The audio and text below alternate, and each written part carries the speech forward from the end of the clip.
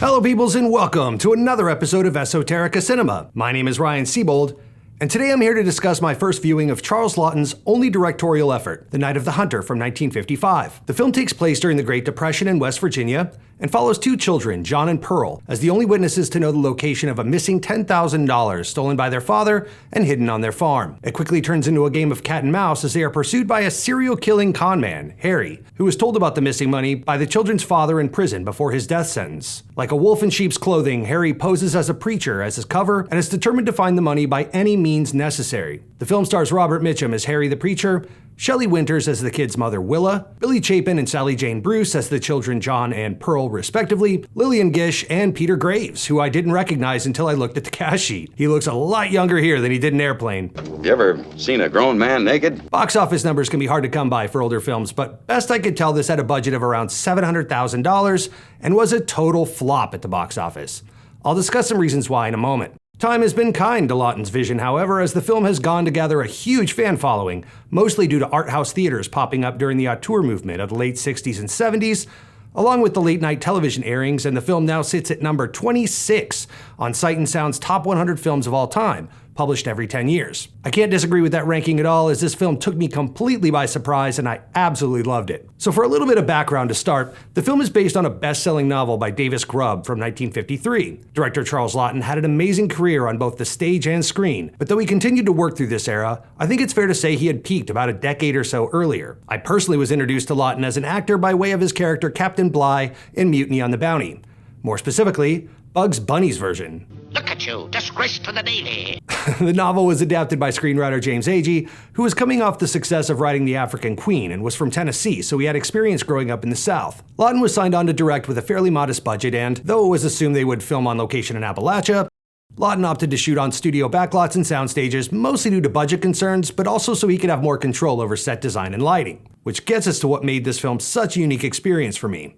The overall tone. It dances perfectly between being lighthearted fun and chillingly haunting. Laughton was heavily influenced by both silent films he grew up around, along with the German Expressionist movement, like the films Metropolis, Faust, and The Cabinet of Dr. Caligari. He created a solid working relationship with cinematographer Stanley Cortez to bring this vision to life. Having first met on the set of The Man on the Eiffel Tower, Cortez spent time with Laughton, educating him on the lenses and lighting, and Laughton educated Cortez on the actor's point of view, which both parties found very helpful. The film is grounded in reality, but shifts quickly and often into the surreal and horrifying. One minute it's all gee golly shucks, and the next minute we're slitting throats. It's a wild ride that feels like a serial killer just came to Andy Griffith's Mayberry. With an axe. An axe? Scene after scene, we disregard realism for vibes, and I couldn't help but think the Coen brothers must have been inspired by all this for a lot of their films. Cortez said he often relied on music to guide him on set and what his whole flow should be, which Laughton was deeply inspired by. So he rounded up the composer for this film, Walter Schumann, who notably wrote the theme to Dragnet just a few years prior to this, to join Cortez on set to help inform his work on the film. I feel like Schumann did great work here with the tonal shifts, in a way I saw Brian Easdale struggle with a few episodes ago when we discussed Black Narcissus. From the creepy opening song, Dream Little One Dream, to the school children singing Hing Hang Hung about a public hanging, the soundtrack matches all the beats cinematically here. I think my favorite was Once Upon a Time There Was a Pretty Fly, sung by the young girl Pearl as they floated down the river. Then the kids line up perfectly with a spider's web.